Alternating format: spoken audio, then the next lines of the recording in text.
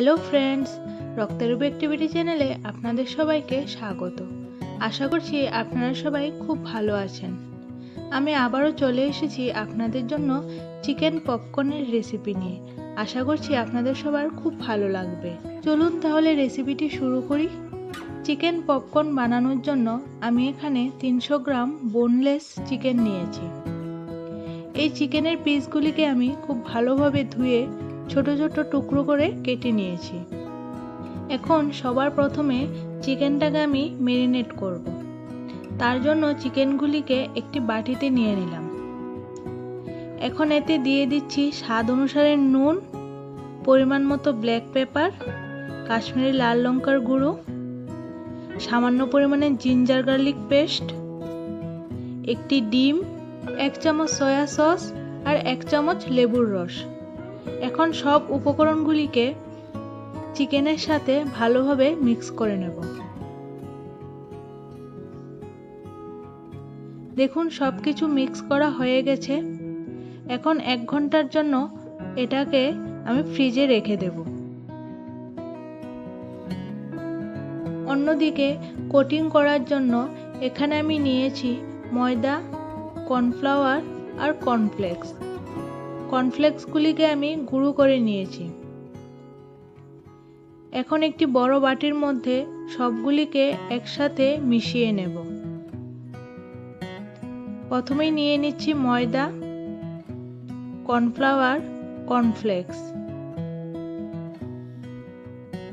তারপর দিয়ে দিচ্ছি স্বাদ অনুসারে লবণ, রেড চিলি পাউডার আর সামান্য পরিমাণে ব্ল্যাক পেপার।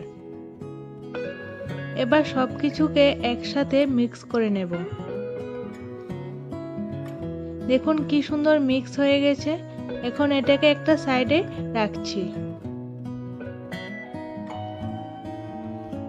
ম্যারিনেট করা চিকেনটাকে ফ্রিজ থেকে বের করে নিয়েছি। এখন একটা একটা করে চিকেন নিয়ে ময়দা, কর্নফ্লাওয়ার আর কর্নফ্লেক্সের মিক্সচারের মধ্যে দিয়ে কোট করে নিচ্ছি।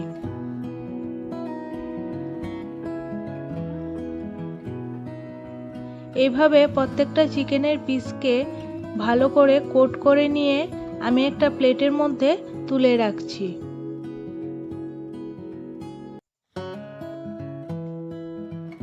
দেখুন কোট করা হয়ে গেছে।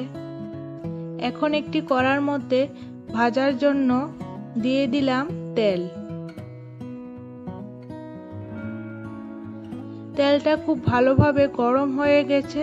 এবার এতে চিকেনের পিসগুলি দিয়ে দিচ্ছি। গ্যাসের ফ্লেমটাকে মিডিয়ামে রেখে চিকেনের পিসগুলিকে গোল্ডেন কালার করে ভেজে নেব। হাই ফ্লেমে কখনোই ভাজবেন না, তাহলে উপরের কোটিংটা পুড়ে যাবে আর ভেতরে চিকেনটা কাঁচা থেকে যাবে। সবসময় মিডিয়াম টু লো ফ্লেমেই ভাজতে হবে। দেখুন কথা বলতে বলতে আমাদের চিকেন ভাজা হয়ে গেছে, মানে আমাদের পপকর্ন তৈরি। এবার এগুলিকে একটা প্লেটে তুলে নিচ্ছি। রেসিপিটা কেমন লাগলো কমেন্টে জানাবেন। আমার রেসিপি যদি ভালো লাগে অবশ্যই একটি লাইক করে ফ্রেন্ডস এবং ফ্যামিলির সাথে শেয়ার করবেন। আর আমার সব রেসিপি যদি আপনাদের ভালো লেগে থাকে তাহলে এরকম আরও রেসিপির আপডেট পেতে আমার চ্যানেলটিকে সাবস্ক্রাইব করে রাখুন। Good bye.